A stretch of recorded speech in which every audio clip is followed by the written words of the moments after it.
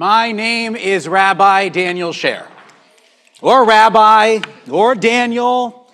Some people call me Sher, not much of a Dan or Danny, Sher Bear, but that was college. We're not going back to it. Hubby or Pookie, sorry, Jen, Abba for my kids, and a few other choice names that Jen will use, but we'll come back to that. All of these names are relative, connective. They're more than just words. They each have a particular meaning. They're used in specific circumstances, reserved for specific people. When my lovely wife and mother of my children refers to me as Daniel Howard, or refers to one of the kids as your son, let's just say the accused party knows exactly how this particular Jewish mother feels about that moment. Similarly, the names that we use for God in our tradition are deeply significant. They help us to connect profoundly to the divine, especially as we wrestle with the understanding of the world around us.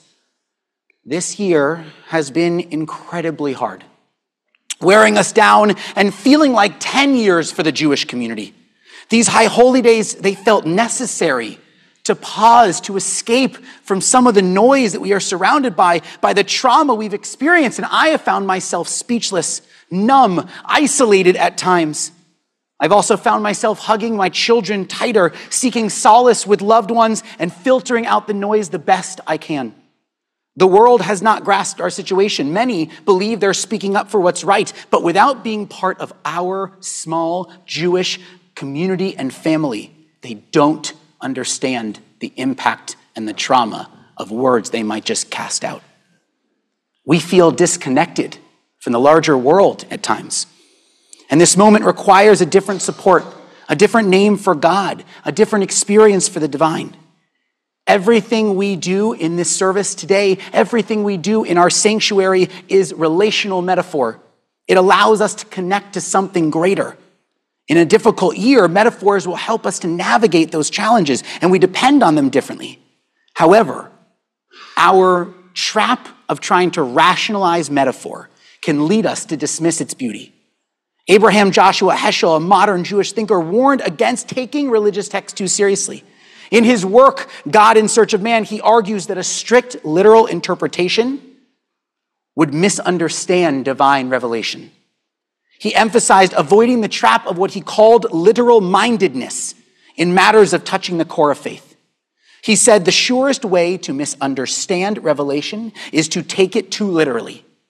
To forget that is the cardinal sin in thinking about the ultimate issues of literal-mindedness. We must trust our soul and mind to work together. Logic and emotion, they may not agree, but they can complement. And we have a powerful metaphor in our High Holy Day liturgy. Avinu Malkeinu, our Father, our King. But this prayer doesn't always sit well with people. Many people have a hard time walking into a prayer that asks you to see God as Father or as King. In fact, this morning we replaced Avinu Malkeinu with Makor Chaim, source of life. But let's stop and explore these very metaphors and see why our tradition promotes and gives them to us. God as Avinu, our Father, speaks to the intimacy, the care, the nurturing, a close and personal relationship. God as Malkeinu, our King, brings forth reverence and sovereignty, not about fear or elitism, but about a kingdom that has immense pride for its king, a title that inspires awe, commitment, honor. These two names, they balance one another. The intimate relationship with Father and the empowered relationship with ruler, this duality embraces the closeness to God while honoring God's majesty. These relationships often assume, or at least we assume them, with dominance, a father and a king. But the truth is, those two roles are incredibly vulnerable. They rely heavily on relational endorsement. A father's pride lies deeply and vulnerably in the love of their child. A king is celebrated by a kingdom proud of their shared community. The love of the people validate the king. And we need relationships like that in our lives. Now, the rabbis try to understand these metaphors too, to make sense of them. They call upon Shir HaShirim, the Song of Songs, that quotes, upon King Solomon in the crown that his mother crowned him. I love this. This idea of such depth and assumption in that role, a mother crowning her beloved son, the act of symbolizing support and pride and celebration of her son's accomplishments and the acknowledgement that he has grown. Then, in a piece called Sifra Mechilta de Miluim, don't worry, there's no test, it asks, what's this mother crowning business all about? The rabbis teach it's not about King Solomon, it must be about God. And they say it can't be about the mother who's previously never been mentioned in our text. The rabbis deduce instead that it's the people Israel. We the people Israel, crown God. We are the ultimate Jewish mother. We make God Malkeinu. We accept the loving relationship of God in Avinu. We have a role in acknowledging and elevating God's sovereignty in our actions. The prayer Avinu Malkeinu is about our role in crowning the King, celebrating not just who God is to us, but recognizing what God embodies to our role. Like a mother protecting her child, like the people protecting Shabbat, this is what makes it holy. So you might wonder, what of this lovely antidote is the challenge to our year? What does God need from us to continue love and protection? We emphasize joy, teaching our children joy so that external hatred can't extinguish the flame. If we are like a Jewish mother crowning God, there's only one thing we must do, one thing that all of our beloved mothers do. Kvel. I have a Jewish mother. She kvels about my childhood accolades still today. I live with a Jewish mother. She kvels about our children even when she wants them to go to bed. And as soon as they do, we reflect about how cute they are. I am surrounded by Jewish mothers, surrounded by this endless, powerful source, kveling. Kveling is more than just pride. It's a bursting of joy. Kveling over God is the essence of our relationship with Judaism. It's how we embrace our identity, celebrate our faith, find meaning in our lives. Many of you over this last year asked me how to cope with these moments. And I said the same thing to many of you. The door is open. Our tradition is open. Come, celebrate, learn, embrace, kvel over the incredible identity and truth at the core of our tradition. The founder of the Hasidut movement, the Baal Shem Tov, emphasized that joy is the centrality of service to God. He believed every joyful act, every mundane act could be a vehicle of holiness. We cannot control the world around us. That is a futile errand. But we can kvel about who we are, about the timelessness of our tradition. And by embracing kveling, we find that very antidote to our hardship. The Baal Shem Tov taught after a millennia of suffering, we do not need any more suffering in Judaism. It's high time we stopped dwelling on the negative and dive into the joy with no hesitation. Sing because it feels good. Tell corny jokes even though they call those dad jokes. Celebrate with delicious foods. Sometimes I find myself listening to Jewish music that I've listened to since I was a child just to pass the time or sing in the car, or I'll call my parents, but that's just a plug. This whole thing is a plug for calling your parents. What was so amazing about the Baal Shem Tov's perspective was that he pushed back against the surroundings of his tradition. Many people interpret Judaism to dwell on our mistakes as a part of falling trap to that literal mindedness, that we deserve the loss of the temple because we failed the mitzvot, that we deserve the hardships in this life because we stopped having full faith. And the Baal Shem Tov says, no, we will fail if we stop celebrating with joy, if we don't start leaning heavier into this gift of life. This past year trained a lot of us to wake up each morning and see negative. Start from a position of defensiveness and sadness and isolation. We cannot do that. We have to find every possible reason to celebrate with joy. Consider the breathtaking beauty of the sunset as it hits the water on PCH when you're stuck in traffic. Or the crispness in the air when you wake up to get 5 minutes before the pitter-patter starts of tiny feet. Those are manifestations of God's creation. When we pause to appreciate those small wonders, we get the chance to kvel over God's accomplishments. These are real relationships. They're metaphors, sure, but they're models and expectations for true relationship. They tell us how to show up and love and allow others to show up and love us. You are loved and you are supported. This is why we lean into our tradition. The schedules, the routines, the prayers, the moment, the language, the food, so that we can feel that love and support. I'll say it again. This past year was painful. Deep breath. It was isolating, distressing, challenging.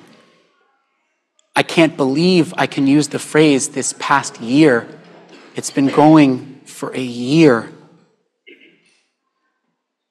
Kvel over your Judaism. Kvel over your tradition. Kvel over your identity. Stop dwelling in the negative. Let me make it clear. We cannot walk into this year with the darkness we found ourselves surrounded by this past year. We cannot fall trap into the way the hatred of this world wants us to feel. We have to choose to kvel with authenticity. We have to celebrate relentlessly. We have to buy into joy, reframe our orientation, live life while basking in our kvelling truth. Pride isn't even meant to just live inside. It's something we express and share. So what does it mean to show pride and crown God?